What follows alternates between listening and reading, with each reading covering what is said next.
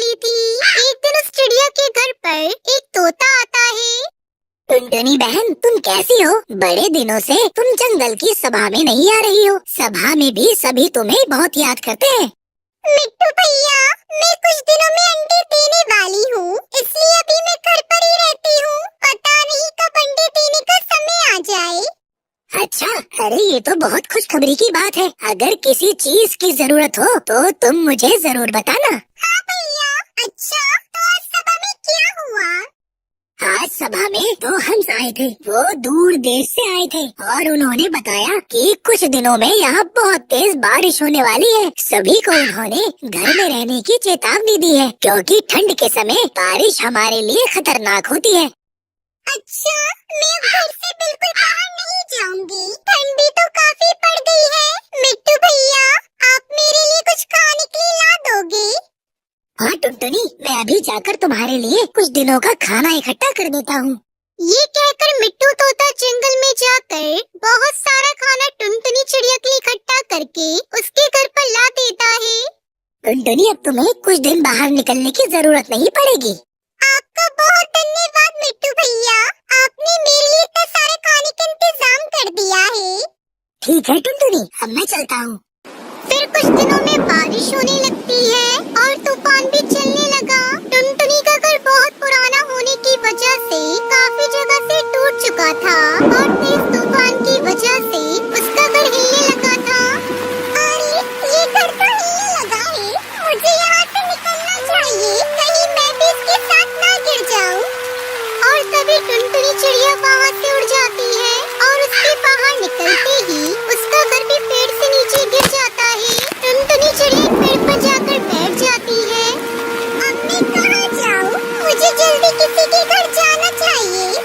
टुनटुनी चिड़िया बारिश में भीगते हुए मिट्टू तोता के पास जाती है और उसके घर का दरवाजा खटखटाती है। अरे टुनटुनी, तुम इतनी बारिश में बाहर क्या कर रही हो? मैंने तुम्हें घर में रहने के लिए बोला था ना। मिट्टू भैया, मेरा घर पेड़ से नीचे टूटकर गिर गया है। वो तो मैं सही समय पर बाहर निकल गई थी, इसलिए मैं बच गई। अच्छा, तो मुझे अंदर आने दो, मैं बहुत देर से भीग रही हूँ। मिट्टू तोता के घर पे कुछ मेहमान आए हुए थे, जिसकी वजह से उसके घर में और जगह नहीं थी।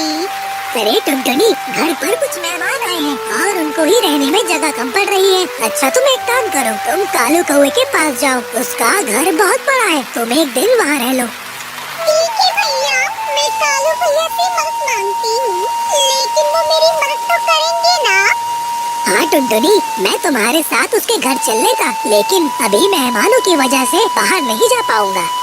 कोई बात नहीं भैया, मैं अकेली उनके घर चली जाऊंगी। उसके बाद टुनटुनी कालू कौवे के घर जाती है और उसके घर का दरवाजा खटखटाती है। अरे टुनटुनी, इतनी बारिश में यहाँ भीगते हुए क्यों आई है? कालू भैया, मेरा घर टूट गया है और कुछ दिनों में मैं अंडे देने वाली हूँ। क्या तब तक मैं आपके घर रह सकती हूँ? अरे मेरा घर कोई धर्मशाला है क्या, जो मैं तेरी और तेरे अंडों की देखभाल करूँ? चल, जा यहाँ से। कालू भैया, मैं बहुत देर से भीग रही हूँ, मुझे कुछ देर के लिए अपने घर में रहने दो। कालू कौवा कुछ सोचता है। अगर इसने अंदर आकर अंडे दे दिए तो मुझे इसे यही रहने देना पड़ेगा और फिर इसके अंडों का पालन पोषण भी करना होगा। ये सोचकर कालू कौवा टुनटुनी से बोलता है। नहीं नहीं, मैंने बोला ना, मैं तुम्हें यहाँ नहीं रख सकता। चलो निकलो यहाँ से। अरे कालू कौवे, तेरे रंग के साथ तेरा दिल भी काला है। तू एक माँ चिड़िया की मदद नहीं कर सकता। अगर मेरे अंडों को कुछ हुआ ना तो मैं तुझे नहीं छोड़ूंगी। ऐसा बोलकर टुनटुनी चिड़िया वहाँ से उड़ जाती है। उड़ते उड़ते टुनटुनी सोचती है, चलो टूनी मौसी के पास जाती हूँ, वो मेरी मदद जरूर करेंगी। कैसी हो टूनी मौसी? अरे मैं तो ठीक हूँ, लेकिन तू इतनी बारिश में क्यों भीग रही है? चल जल्दी अंदर आ जा। टुनटुनी चिड़िया उसके साथ अंदर चली जाती है और टूनी चिड़िया को अपने साथ हुई सारी बात बताती है। चल तू आराम कर, तुझे इस समय आराम की जरूरत है। मैं तेरे लिए कुछ खाने को लाती हूँ। अगली सुबह टुनटुनी चिड़िया 3 अंडे देती है और टूनी मौसी बाहर जाकर उसके लिए कुछ न कुछ खाने के लिए लाया करती थी। कुछ समय बाद टुनटुनी के बच्चे अंडे से बाहर आ गए थे। मैं आपकी सदा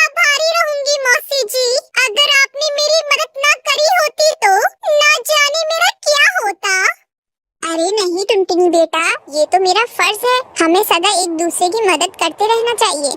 कुछ देर बाद टूनी चिड़िया के घर पर मिट्टू तोता आता है।